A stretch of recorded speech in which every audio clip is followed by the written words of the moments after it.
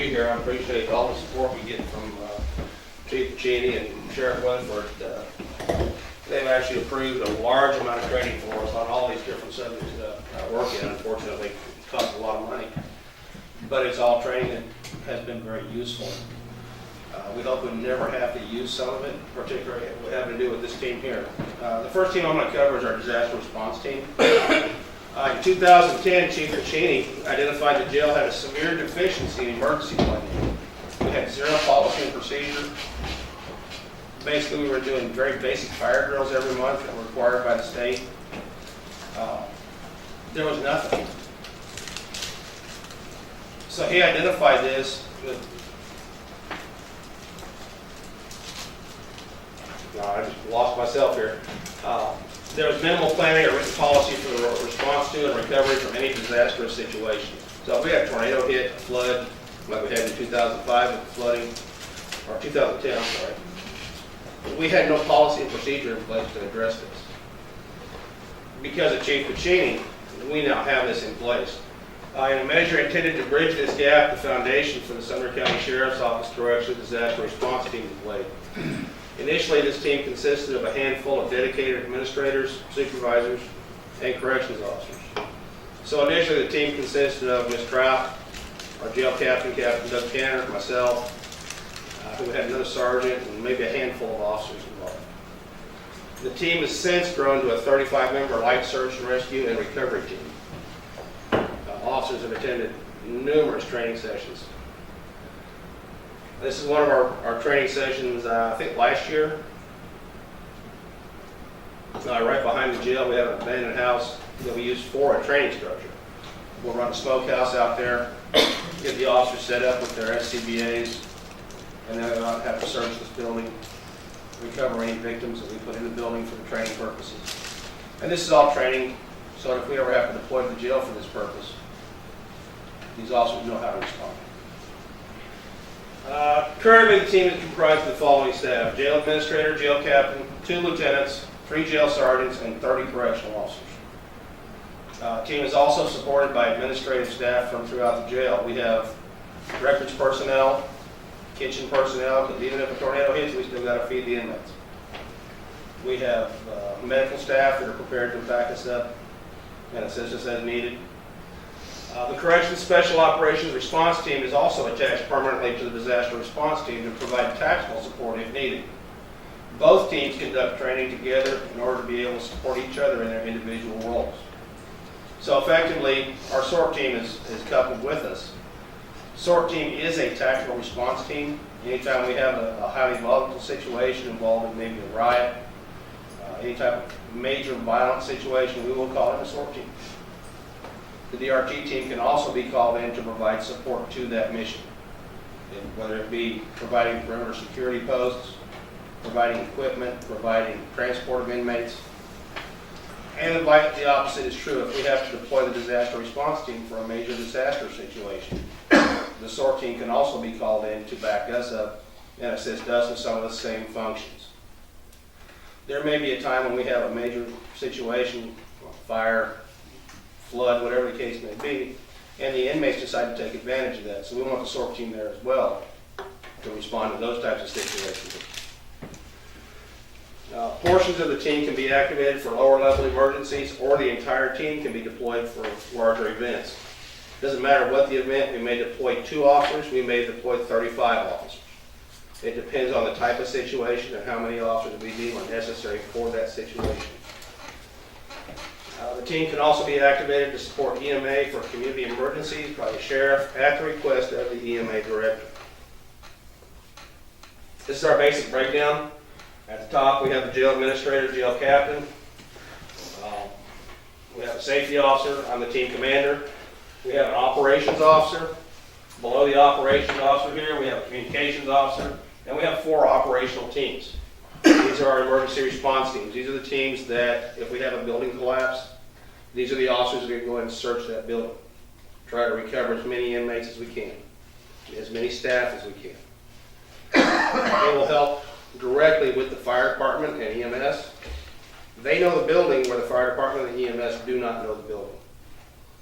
So These other services are going to need our assistance to get to these areas that they need to get to help the inmates, help the other staff in the building, and maybe help the general public that's in the building and the visitation area. We have a support function here with that's our supply unit. I have 3 officers assigned to the supply unit. We have roughly $50,000 to $75,000 worth of equipment that has to be controlled. So these officers are tasked with tracking this equipment, issuing it, taking it back in, keeping all the proper documentation on that. Next over, we have some support functions as far as our administrative staff. We use some of our administrative staff to sign in and out officers as they come and go from the incident scene. We have a full medical team that attaches to our inmate healthcare provider. They provide security for any medical areas. If we have a triage area, they will provide the security for that area. They're also responsible for documenting any inmates that come and go from that area. Say we bring an inmate in on a litter, they have to document they came in. If they leave in an ambulance with another officer escorting, they have to document that as well. Everything we do has to be documented. These are just some photos from some of our more recent trainings. Again, this is some more of our self-contained breathing apparatus training, our smokehouse. The team is currently equipped with a few pieces of highly specialized equipment, such as the SCBAs. Members must complete a training course to be certified in order to use this equipment. Certification includes members demonstrating the use of the equipment. Effectively, one of our tests that we did on this piece of equipment was they'll suit us up in the equipment, and you have to perform some strenuous activities to see how long you can make that tank last. Some people wore that tank out in about 10 minutes. We had other people who had previous experience with them that knew how to breathe properly and could stretch that 30-minute tank out to an hour. It's all a matter of training. All team members are also issued basic protective equipment, including helmets, body cameras, high-powered flashlights, N95 masks, gloves, and reflective vests. And we're trying to expand this as we can. We maintain other equipment for team use, such as generators, lighting, turnout sets, helmets, emergency restraints, etc. I've probably got several thousand sets of flex cuffs stored in a secure location, so that if we do have to move the entire jail, we've got enough restraints to do it.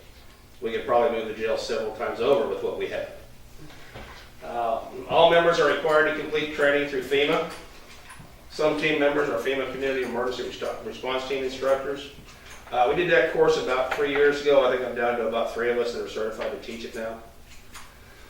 Team members have received training from the Tennessee Fire and Codes Enforcement Academy on hazardous materials awareness, self-contained breathing apparatus, hazardous breathing environments, and structural collapse awareness. Training is conducted on a monthly basis. We're now required on a quarterly basis through Tennessee Corrections Institute to do a evacuation drill. So now the disaster response team has been tasked with that full evacuation on a quarterly basis. So video from one of our training sessions. This is to simulate an extrication of a combative inmate from a cell. And this is actually done at the National Guard Armory during some of our training. The officer who's playing the inmate there, he's now a court officer. And he's a big man. Yep.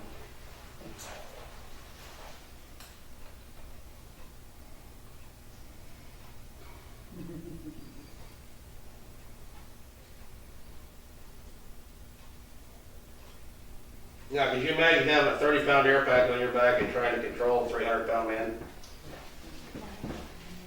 That's what these officers are tasked with doing.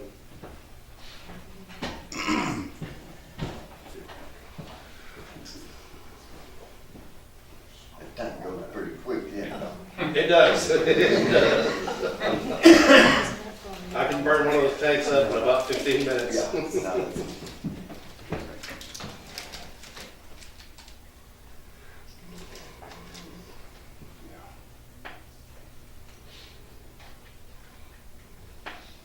Typically, we operate in a 4-man team foundation. The minimum that we will allow to function is 2. You never go anywhere by yourself. You never work alone or work on a buddy system. The only people allowed to move around an incident scene solo will be command staff.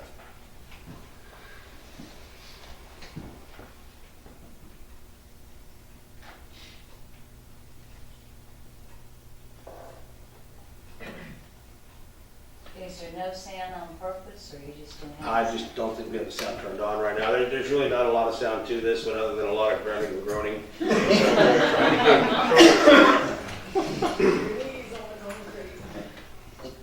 You can see the feet sticking out from under the officer that's playing the inmate. His head is on the other side of that air tank. The inmate is actually on top of the officer's legs, got him pinned down. But you're actually working to gain control of him during this whole time. Exactly. So, and I can tell you from experience, it's hard to get people under control. You know, you may watch something on TV and you've seen a lot of stuff, especially recently since Ferguson. But if a person wants to fight with you, it can be a brutal combat situation. You're seeing 6 people trying to control one guy. And this is just a control fight. Yeah. He's not trying to hurt him. All he's trying to do is resist him. So you can imagine if that were a person who was actually bent on getting away from those 6 officers and would do anything he could, stick you with anything, hit you with anything, bite you, it's going to be a lot harder. Are they usually under the influence of something like that when they're doing that, treating y'all that way? Well, on the street, I've never worked in the jail. In the jail, no. In the jail, no. On the street, sometimes. Sometimes you're just angry. Okay. On the street, sometimes they're just mean people. Okay. And I say no in the jail, but it depends on where you're at in the jail. In our intake area, yes, we deal with some people that are highly intoxicated when they come in, or messed up on a lot of dope when they come in. But once they're back in the pods, and particularly inmates that have been there a while, we're not going to deal with a whole lot of intoxication. Every once in a while, they'll get something slipped in through the mail, or something that's come in through trustees, and then then we have to deal with that. But that's very rare anymore. Currently, the team is preparing to start our annual training calendar. We'll be focusing on FEMA CERT training, the Community Emergency Response Training, and I'll cover that a little bit more in detail here in a minute. And training covering movement and security of inmates in an off-site environment. If we have to evacuate the jail, obviously we're not going to have any place on-site to put them, depending on how many we're moving. So we may have to move them to an off-site location. So that's what we're working on training with. All DRT members are required to complete the 4 below-listed Federal Emergency Management Agency online classes before being placed on an operational team or functioning as a full DRT member. And this is the 4 classes, the IS 100, 200, 700, and 800. And I believe, unless I'm wrong, Chief, I'll change it, these are the very same classes patrols required to complete. That's true. And a lot of your volunteer firefighters, your city firefighters are required to complete these same courses. Some members of the DRT team, aside from being TCI certified corrections officers, are also volunteer firefighters, Sumner County Emergency Management volunteers, EMTs, military combat lifesavers, and amateur radio operators. So we've got a very wide range of skills and some very specialized skill sets on the team. And we purposely recruit for that. We want those specialized skills on the team. Okay, the Community Emergency Response Team training, you've heard me mention it a couple times through here.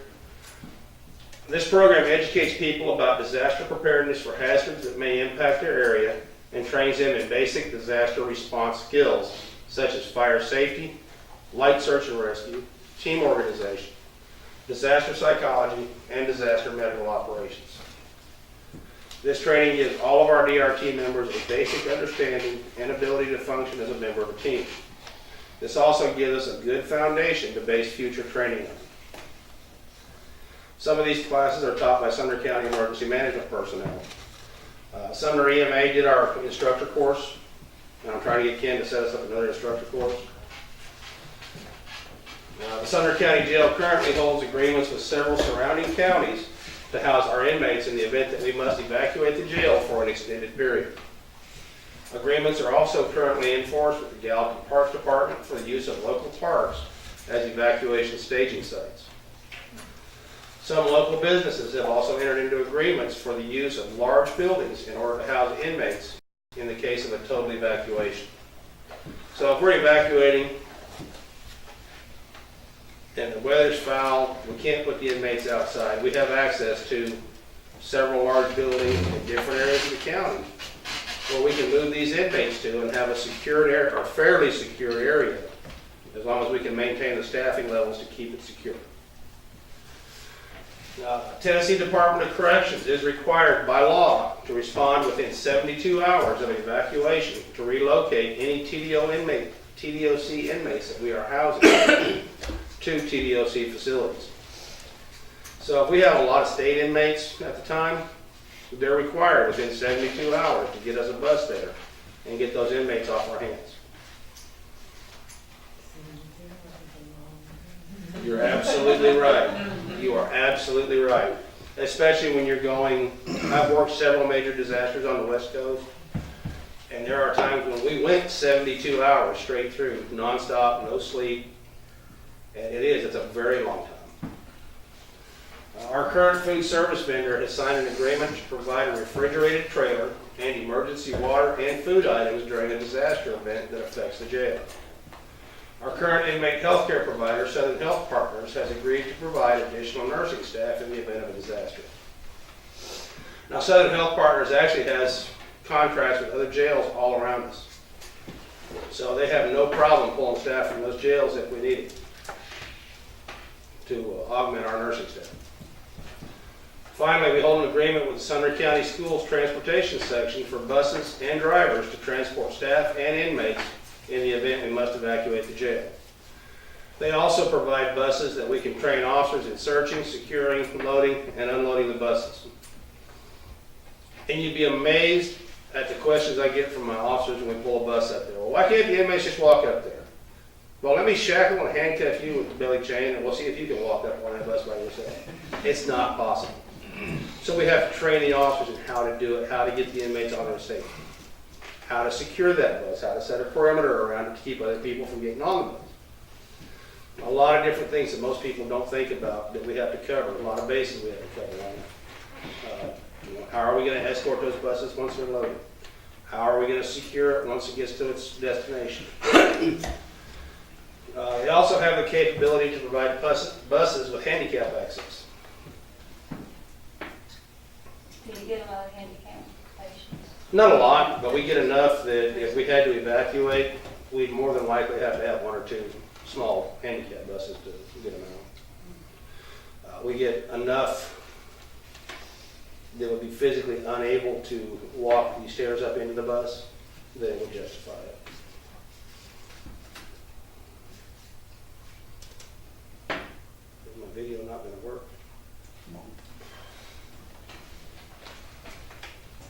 There it goes. Chief, we don't have sound on the back?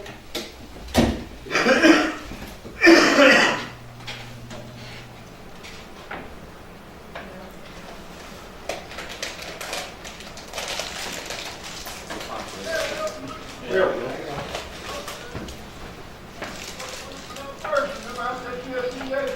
Now this is a training exercise. So that instructor's in there trying to stress these officers. Right now, this is an officer down simulation. They've got an officer they're working on trying to get her packaged up and get her out of that hazardous environment. You tell them what the alarms are, Jeff? The alarms are the low pressure bells on the air packs. When you get down to under, I think it's under 1,500 pounds on these packs, that bell starts ringing. Tells you you've got a very limited time to get out. How limited this has been on how fast you're using it. So for Yeah, one absolutely. person it could be 5 minutes, for another person it could be 2 minutes. For me, it's probably 30 seconds.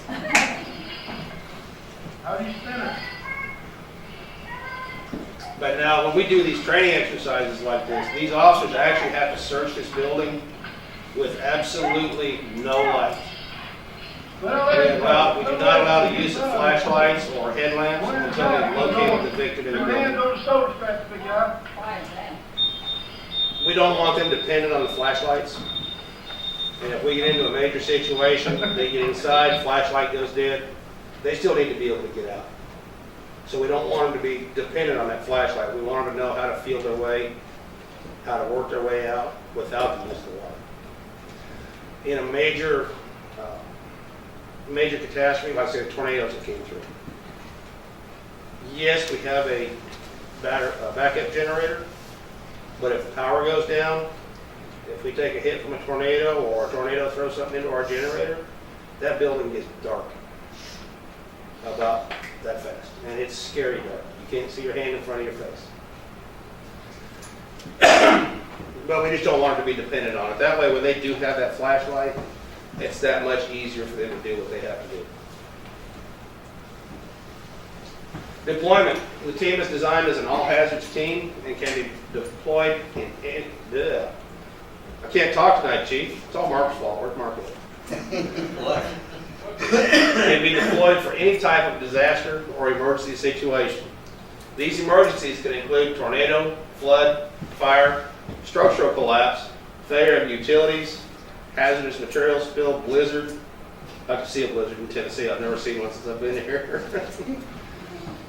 But effectively, we can, if there's something that affects our building in a negative manner, that team can be called out and deployed.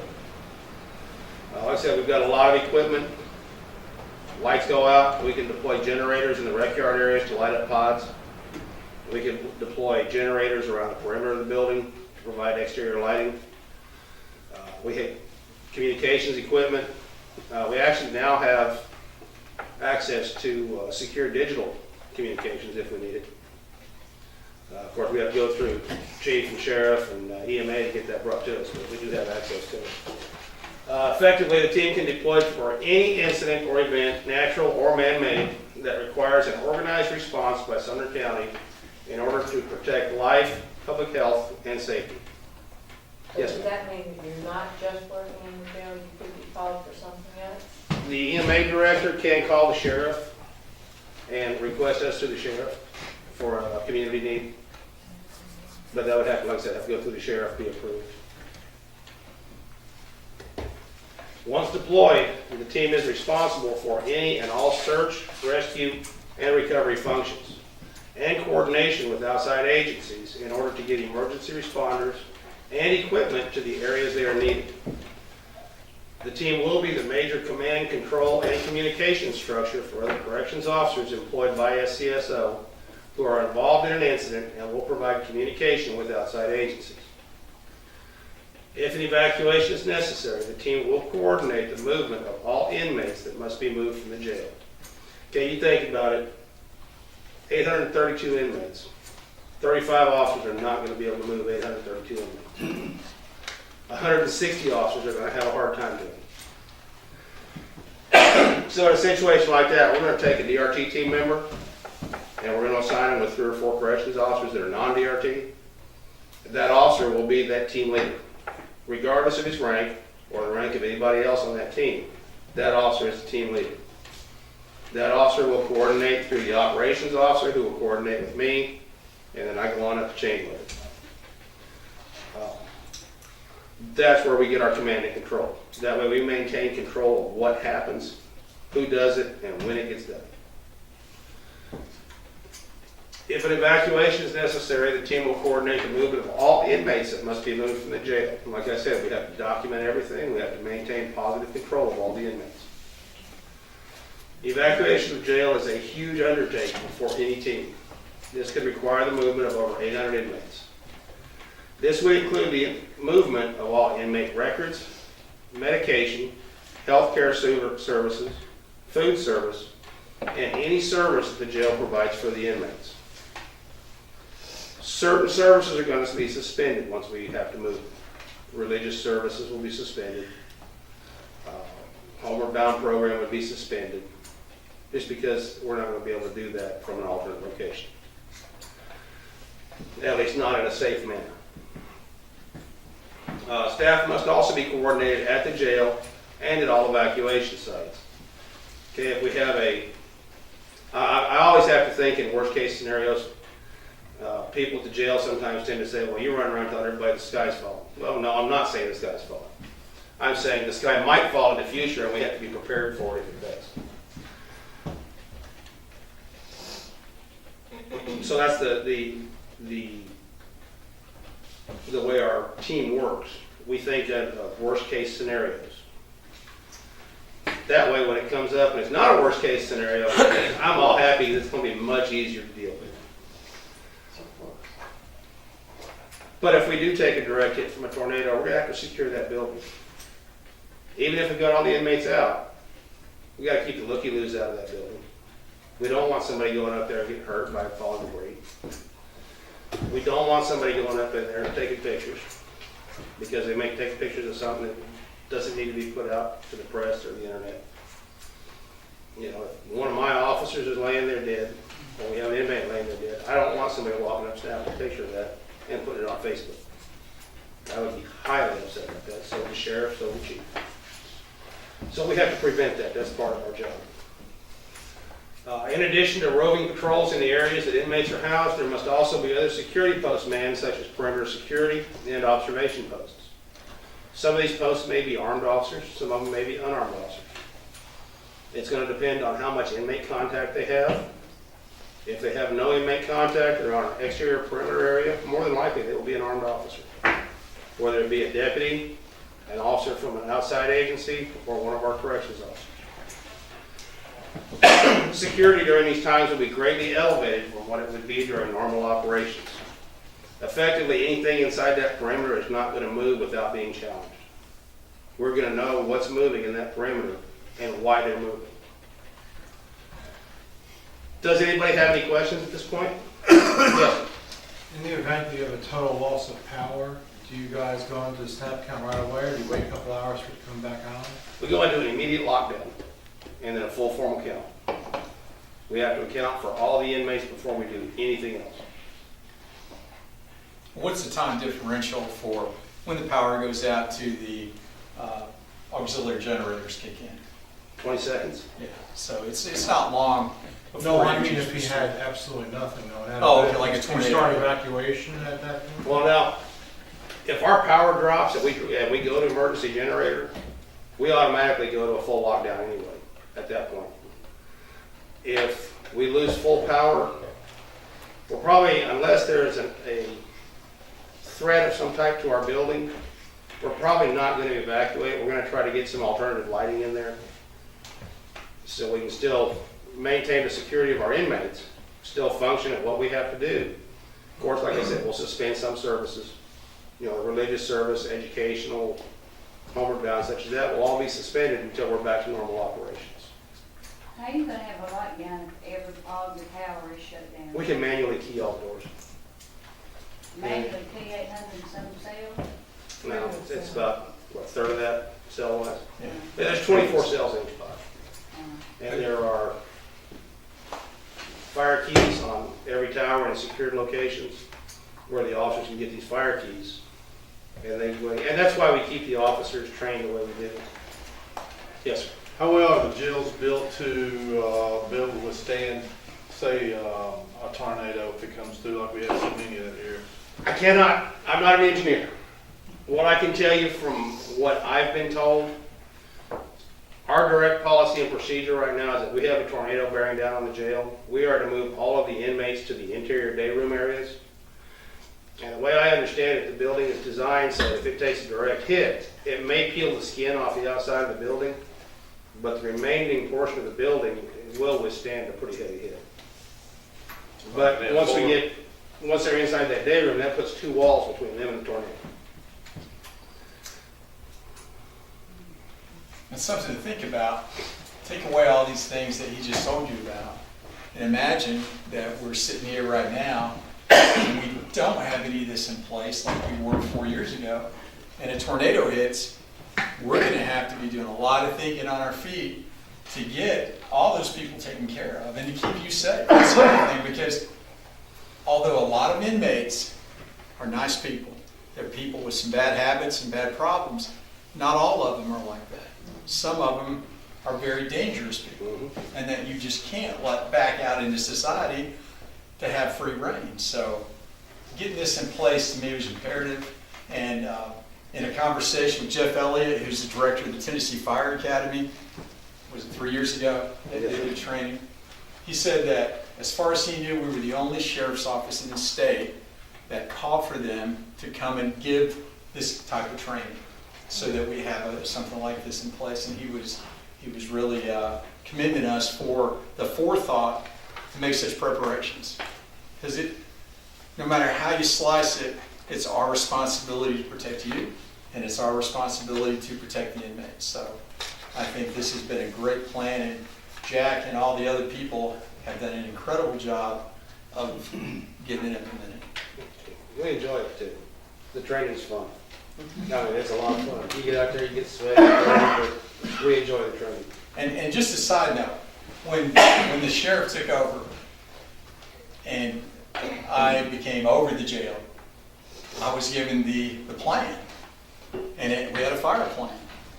And part of that fire plan was, if those inmates are locked in their cell, one of our correctional officers on each tower that you'll get to see was to take that key in a fire and go down and unlock the doors.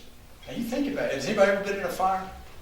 If you've ever been in a fire, your instinct is to get out of it.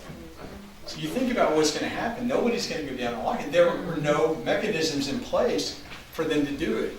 They were supposed to have the breathing apparatus.